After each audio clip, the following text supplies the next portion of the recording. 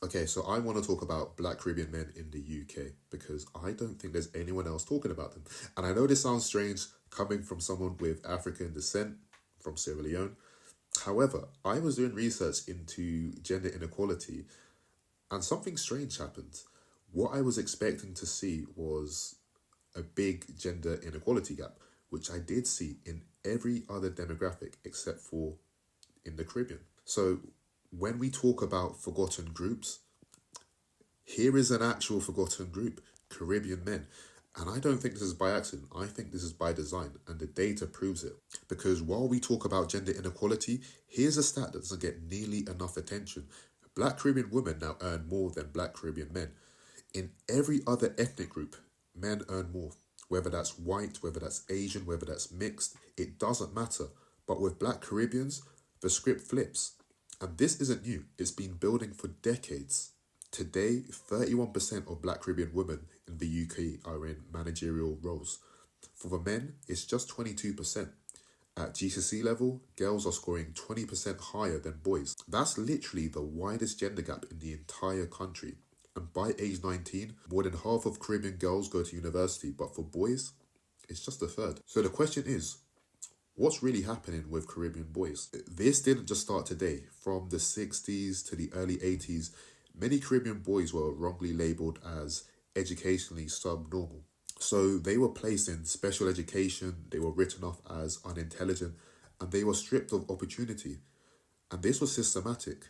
This was racist, and it planted a seed of low expectations that still affects Caribbean boys today. When I spend time in the barbershop, so my barbershop is mainly Caribbean, what I hear people say is that barbershops are where they get their real education.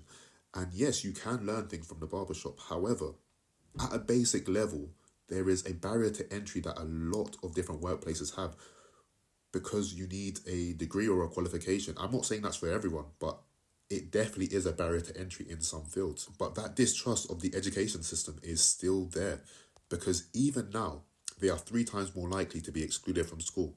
So they're still misunderstood, they're still overlooked. And honestly, that's why it's so important for mothers, for fathers to advocate for their children in school. Because if you don't, there are a lot of things that could happen without you knowing. For example, when I was in school, right, I got excluded 3, 4 times because my hair was too short after having a normal haircut. Back in the day, I used to think I was in trouble, so I didn't tell my mum. Now I know that was, we'll call it ignorance, right? Because my school wasn't that bad, right? And from what I've seen, it looks like it's changed. I still don't like the school, but whatever, that's not the point, right? But the reality is, schools and systems generally aren't designed to protect these boys. So parents have to be their first line of defense.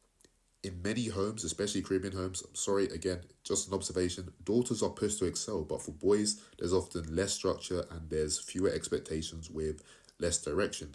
In contrast, many of us from African households, we grow up with pressure early on. University isn't optional, it is literally expected. There's structure, there's reinforcement, and that mindset, it really does make a difference. So this isn't about blame. For me, it's about understanding and accountability from everyone. Because Caribbean boys aren't underachieving because they're lazy. They are just under-supported. They are misunderstood, misdirected. And I don't even think they need saving. They just need mentors, fathers, uncles, teachers, brothers, role models, just focused attention. They need structure, they need belief, they need a community that won't give up on them. I don't know too many Caribbean boys like who are studying at the moment, but if what I've said is wrong, please let me know. Because as an African, British African, whatever, I say this not to criticize, but because our destinies are linked. You know, we all rise together, we fall when divided. So that's why it's important to kind of speak up and not let people become forgotten groups. But yeah, this is just my opinion. I may be wrong. Yeah.